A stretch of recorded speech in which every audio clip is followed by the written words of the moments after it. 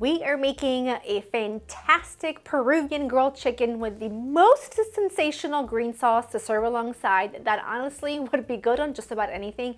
And it is good just about on everything. So just think of this as a delicious recipe, but also two different things that you can serve individually. You can use the recipe for the chicken and just make the chicken with different sides, and you can make the sauce, which you will all year long, and serve it with grilled vegetables, roasted vegetables. It is fantastic on roast potatoes. It is incredible on grilled vegetables. It is insane. But first things first, we're gonna start with a marinade of the chicken. You don't need me to tell you this is no authentic recipe. I've never even been to Peru. But I'm telling you, it is delicious. And I very first fell in love with this a while ago at one of our favorite Peruvian restaurants when Joe and I went, and we tried a bunch of different things. And the thing that really stood out to me for sure was the sauce, but everything was just so delicious. And here's the thing about this chicken. The base for the marinade is soy sauce. I don't know why I'm peeling it this way and not just mashing the garlic. The base of the sauce is soy, so it's quite salty. The longer it sits, the better it will be. I actually love to do this about 48 hours in advance and let my chicken marinate for 48 hours, and it is sensational. It tenderizes the meat because of that saltiness, but it also gives you a really great like umami-ish salty vibes from it. It's just delicious. You're gonna need garlic, lots of it. Oh, here we go. Need about 4 cloves. For this amount of chicken, I say for about 2 to 2.5 pounds of chicken. If you have any more chicken than that, then just double the recipe, because you want to make sure that your sauce is coating the chicken really well. You want that chicken like pretty much submerged into that sauce. I am using bone-in, skin on, they're all in there. Bone-in, skin-on chicken thighs. I have done this with leg quarters. I've done it with drumsticks. I have not done it with boneless, skinless chicken because I genuinely just don't think that I would love that as much as a bone-in, skin-on dark meat. You need about yay much, which is 1/3 of a cup, by the way, just eyeballing it, of soy, the juice of a lime. I also added some ground cumin and some oregano. For some reason, I just thought you were still with me and you were not, but it's in there. And some freshly ground black pepper. Good amount, maybe like 1/8 of a teaspoon. Not too much, but definitely a good amount. And then to that, you're gonna add some olive oil. Again, not too much, but a good amount. And like I said, the longer this sits, the more delicious your chicken will be. So I'm just gonna go ahead and blitz this up until it's nice and pureed. Perfect. Okay, let's talk chicken. I have 4 here. I'm already marinating some that I've been marinating all day, and I'm gonna grill those later, and I'm gonna let these go overnight. But like I said, bone-in, skin-on dark meat. It's just the way to go. I mean, it really is. It's tender, it's juicy, it's delicious. The skin is crispy. It's just the vibe. I like to take a sharp knife and around the bone, just kind of give it a few slits. I find that the marinade just really jives well and kind of like goes into the meat, and it makes everything just really tasty and really juicy. And I'm going to flip that over. Make sure you clean and prep your chicken as you see fit. You guys already know the drill. I won't tell you what to do, but just prep it according to how you like it. And I'm just gonna pop this into a resealable bag because I just find it easier to marinate, easier to clean, and then I can really get all the air out and make sure to, I'm gonna show you what I mean. I get all the air out. Once you put the marinade in, it doesn't need any salt because that soy is quite salty. Pour that all in. It might not look like enough, but trust me, it is. Trust me, because look what happens. This is why I love to do this in a bag. Let air out. And then you can really massage it into that chicken and then just do one of these, twist it. And I just let this marinade like this in a bowl in the fridge. I say a minimum of about 6 to 8 hours, but really best overnight and sensational 48 hours. So it's all about how much time you have. I'm gonna go put this in the fridge. I'm gonna clean up, and then we'll make our sauce, because the sauce really should go in the fridge for a bit to really kind of get all delicious and marry, all the flavors marry. So I'm gonna clean up, pop this in the fridge, and then we'll make the sauce. Let's make the sauce. It is very good.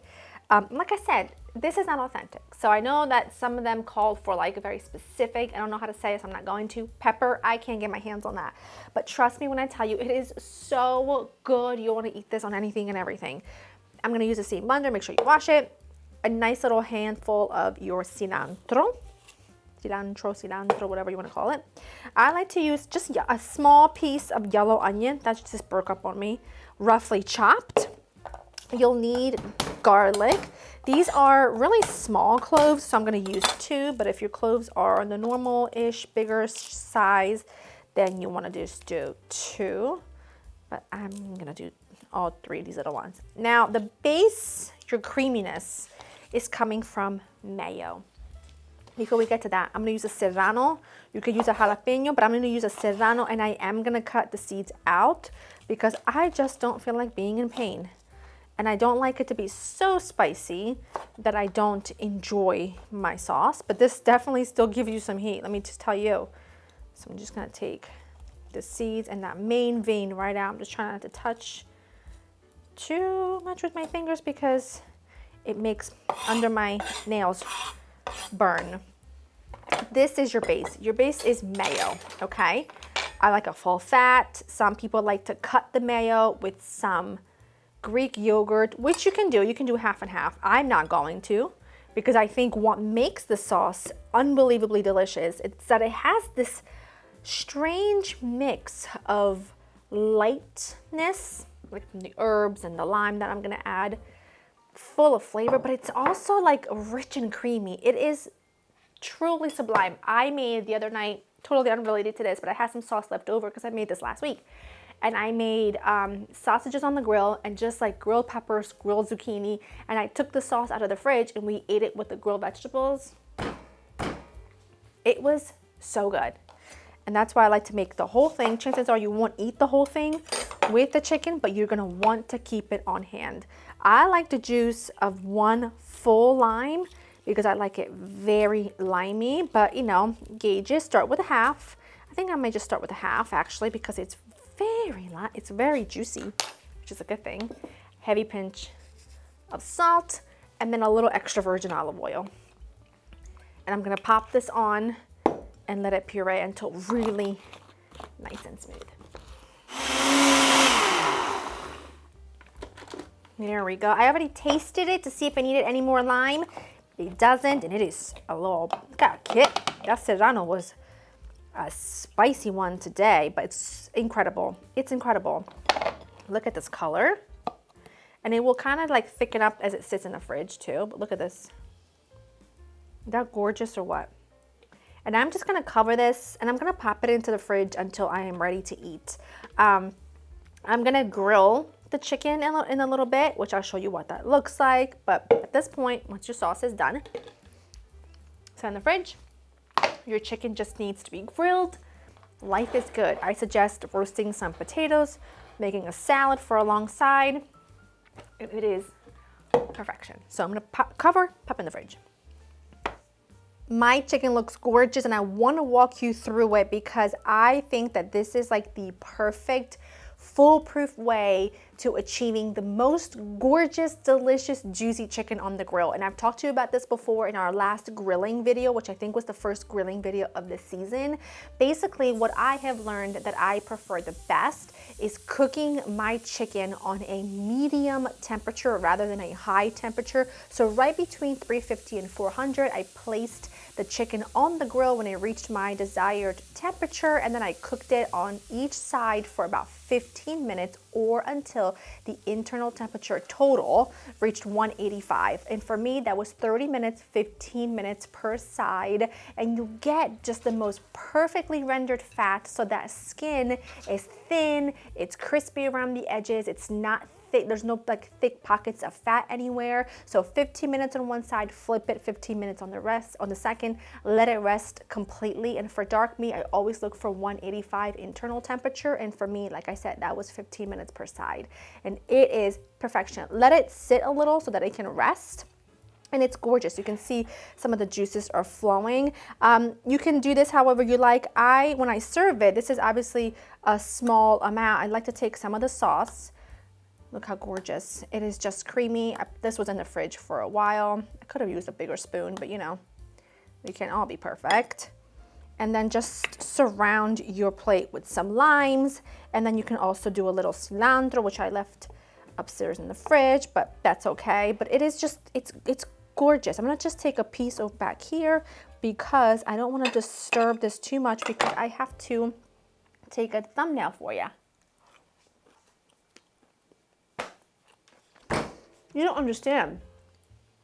You don't understand how good this is. Like, the chicken is juicy. I'm gonna cut a little piece because I want you to see what we're dealing with here. Oh my gosh. You see that? It's hot, but the chicken is juicy. It's perfectly salty. That sauce is just next level. It's spicy. It's still really, really hot. It's spicy. It's flavorful. It has everything, all the makings of a great dinner. Go to laurainthekitchen.com for a written recipe. Hope you enjoyed spending time with me, and I will see you in the next one. Bye-bye. Oh my gosh.